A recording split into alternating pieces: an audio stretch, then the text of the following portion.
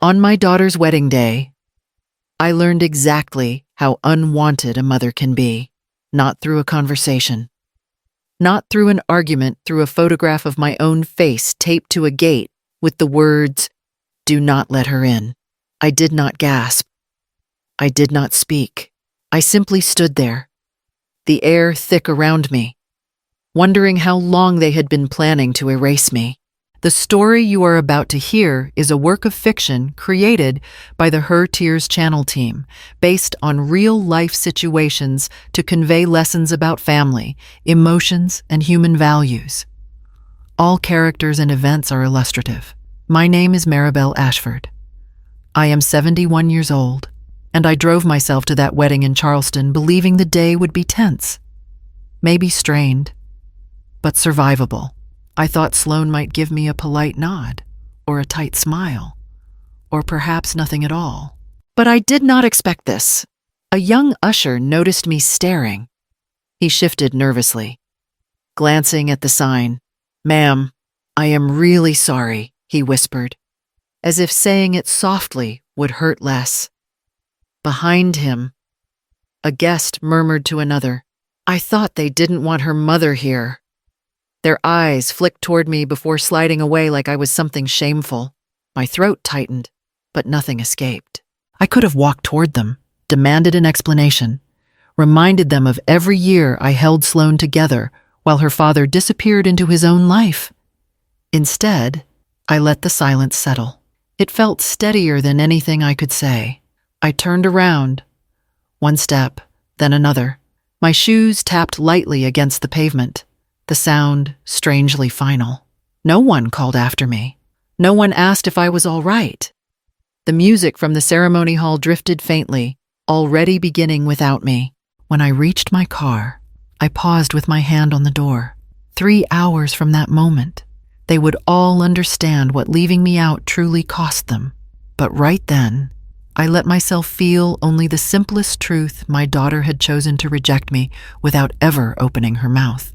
I started the engine, breathed out slowly, and prepared myself for what came next. I did not drive far after leaving the wedding.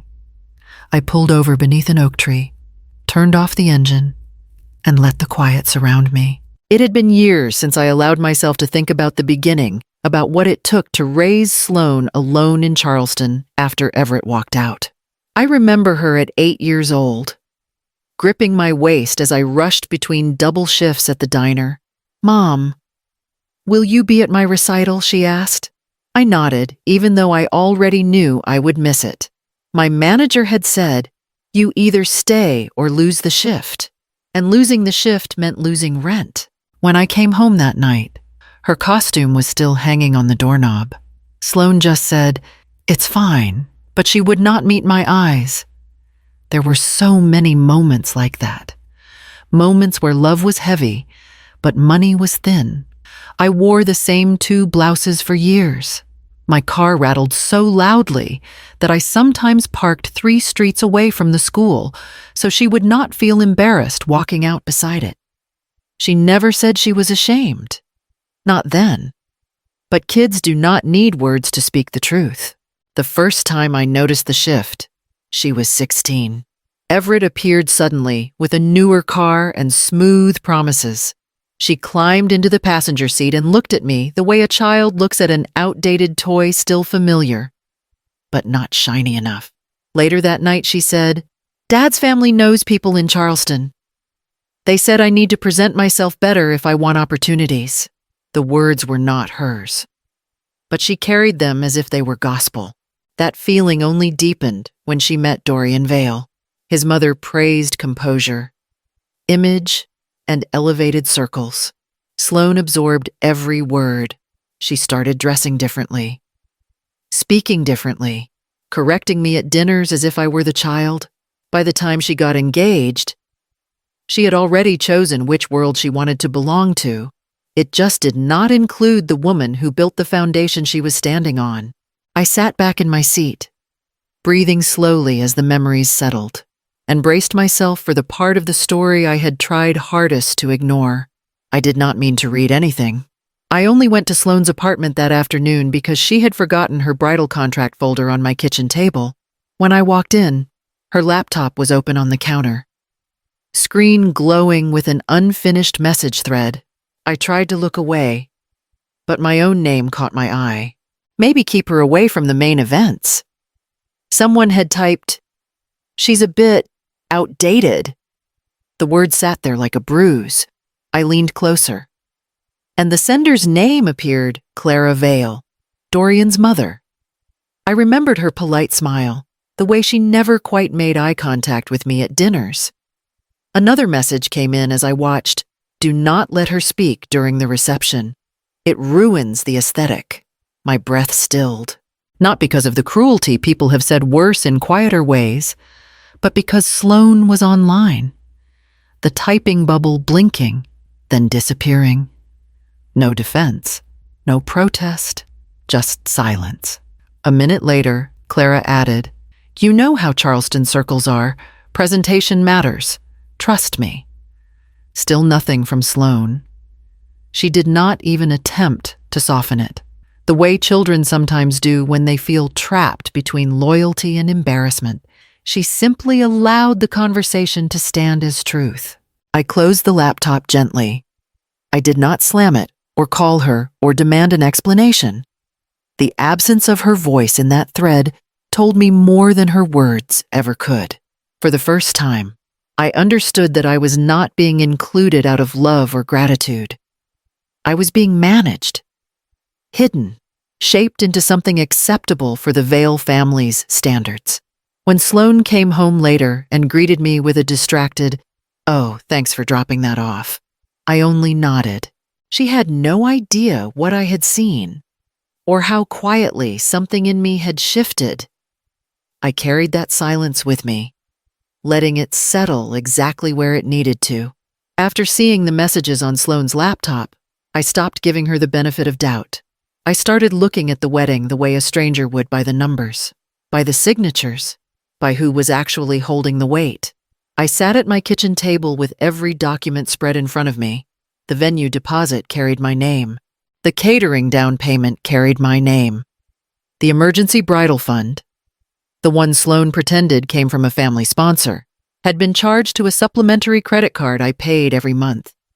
Even her car, bright, polished, carefully photographed for social media, was something I had signed for as the guarantor. The first call came while I was staring at the papers. Mrs. Ashford, a loan officer, asked, "We need to discuss the overdue balance on Ms. Ashford's vehicle." I frowned. "Overdue? She has not made a single installment in almost 1 year. You remain legally responsible." I thanked him and hung up. My hands did not shake. I simply picked up a pen and began noting the patterns I had refused to see before. A few hours later, a catering manager called. "We still have not received the final payment," she said. "We were told you would be covering the remaining amount." "What exactly were you told?" I asked. "That the mother of the bride agreed to fund the entire event." The certainty in her voice made something inside me settle. They had not just erased me socially, they had spent my money while pretending I did not exist. I drove to the loan office the next morning and removed myself as Sloane's guarantor. The clerk slid the paperwork toward me. "This will notify her immediately." "That is fine," I said. Then I called the bank and froze the supplementary credit card. Then I contacted the venue and legally reversed the deposit before the processing deadline. Every action was quiet, controlled. No accusations. No messages to disrupt their perfect image. I simply stepped out of the financial shadow they had placed me in. By the end of the week, the foundation beneath their wedding was no longer mine to carry. The morning of the wedding, I stood in front of my closet longer than I should have. I chose a navy dress I had worn to Vera's retirement dinner. Simple, but elegant enough not to embarrass Sloane. I pinned my hair back, added a pair of pearl earrings Everett once gave me before he forgot what responsibility meant, and told myself, "You are her mother. You show up." When I arrived at the bridal suite to drop off a gift, the hallway was buzzing with voices. One of Sloane's bridesmaids, a young woman with tight curls and a clipboard clutched to her chest, froze when she saw me. "Oh, Mrs. Ashford," she whispered. I smiled. "I just came to wish Sloane well." She hesitated, shifting her weight. I think the Vales wanted you to sit near the exit. They said it would make everything flow better." Her voice cracked on the word flow, as if she knew exactly how insulting it sounded. "I see," I said. "I am sorry," she murmured. I did not want to say it, but I thought you should know before you walk in. I thanked her quietly. Her relief was almost palpable. As if she had been carrying a truth no one else had the courage to speak aloud.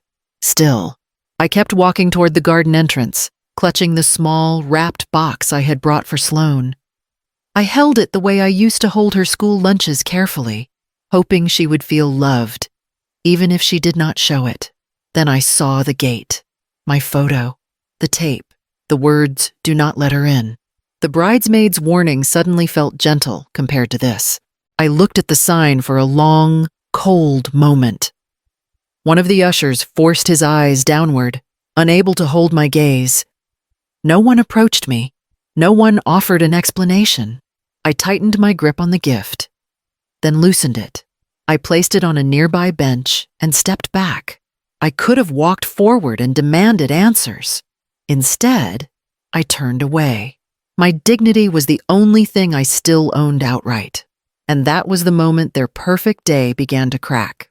I had been home for barely 3 hours when my phone started vibrating across the kitchen counter. I almost ignored it until I saw the name Gareth Lyle, the venue manager. I answered because part of me already knew what kind of storm was coming. "Mrs. Ashford," Gareth said, breathless. "Thank God you picked up." "What is going on?" I asked. "We cannot proceed with the ceremony," he blurted. "The remainder of the bill is unpaid. Every credit card they provided has failed. We have stalled the vendors as long as we can, but we legally cannot continue without your authorization. Your name is still the financial lead on the contract." I leaned against the counter. "Steady. I removed my sponsorship last week. You should have received the paperwork." "We did," he said, voice cracking. "But the bride's family told us you promised full sponsorship in person."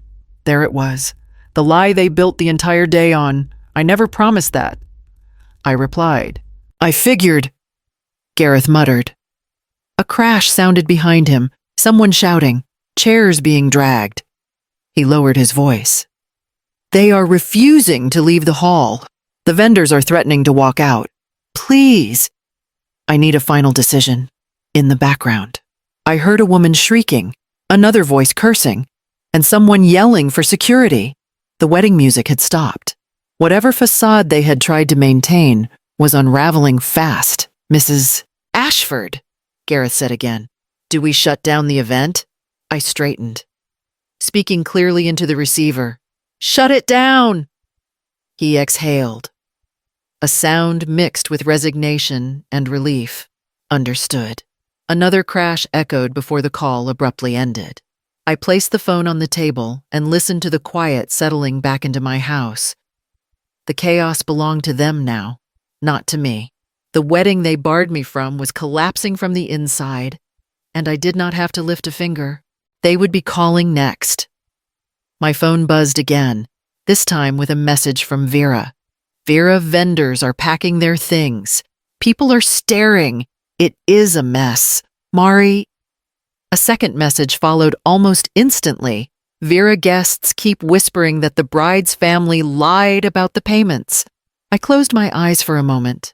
I could almost picture the scene, the flowers drooping in the heat, the catering staff rolling carts toward the exit, the guests clutching their gift bags as if escaping a sinking ship. Then came the third message. "Vera Dorian is yelling at Sloane. Says she should have handled her ridiculous mother before the ceremony." I breathed in slowly. There it was, the truth slipping out under pressure, the polished charm cracking. Dorian Vale had always been careful with his tone around me, but pressure reveals character, and his was pouring out in front of an audience. A few minutes later, Vera called. "Maribel," she said. "Everett is here now. He showed up late and immediately sided with the Vales." I let out a soft sigh. "Of course he did. He said," and I quote, Vera continued, "This is what happens when you rely on an old woman who cannot keep up with modern responsibilities." Everett had always known how to twist a knife without raising his voice. Hearing he had done it to our daughter did not surprise me. It just confirmed that nothing had changed. Before I could respond, another call came in. "Sloan!" I switched lines. She did not start with hello. "How could you?" She shouted, her breath frantic. They shut everything down. "The vendors are leaving. Dorian is furious, Mom. You humiliated me. I did nothing to you," I said. "I simply stopped paying for the world you were pretending to live in." There was silence on her end, then a trembling inhale. "Please, they are saying things, and I do not know what to do. I need you to fix this." Her voice broke, not with anger anymore, but fear. I listened to her breathe, panic rising on the other end of the line, and waited for her to realize what all of this truly meant. Sloane's breath hitched through the phone, jagged and frantic. "You ruined my wedding," she cried. "Everything is falling apart. People are staring. Mom, how could you do this to me?" I kept my voice steady. "I did not ruin anything. I simply stepped out of the place you told the world I did not belong." "That sign was not my idea," she insisted, sobbing. "They said it was better for the aesthetic, and you let them." I replied, "You let them decide where I was allowed to stand on your day." There was a rustling noise in the background, voices rising, someone shouting for security. Then I heard Dorian's voice, sharp and slicing through the chaos. "This is your fault," he snapped at her. "I told you she would mess things up." "Dorian, please no," he cut in. "Your mother is impossible. And now my family looks ridiculous." Sloane let out a broken sob, but Dorian did not soften. "I am done." "Sloane," I heard a metallic clink light, unmistakable. Vera texted at the same moment. Vera Dorian threw the ring, right in front of everyone. A gasp rippled through the crowd, followed by uncomfortable murmurs. Guests began gathering their things, some avoiding eye contact, others whispering openly as they walked toward the exit. The music had stopped. The chairs were half toppled. The altar flowers leaned as if even they were exhausted. Sloane whispered back into the phone, her voice hollow. "He really left." "I know," I said quietly. The truth hung between us, bare and unavoidable. She had spent months building a life on other people's expectations, and now the weight of it was collapsing on her shoulders. "I need you here," she choked. "Please, just come."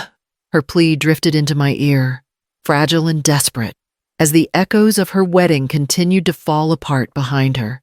The week after the wedding felt strangely quiet. No shouting, no accusations, just the slow unraveling of consequences. The first letter came from the venue, a formal complaint, stating that someone had signed my name on updated payment documents. I stared at the signature. It was close to mine, but not mine. I took the letter to Cassandra Blythe, an attorney Vera recommended. She skimmed the pages, her expression tightening. "This is forgery," she said, "and whoever did it left a trail." I nodded. Sloane used my access more times than I realized. Then came the calls from the vendors. "We were told you committed to paying the balance," one said. Another added, "The bride said her mother guaranteed full coverage." Each call was a reminder that Sloane and the Vales had built their perfect day on my name, my reputation, my credit.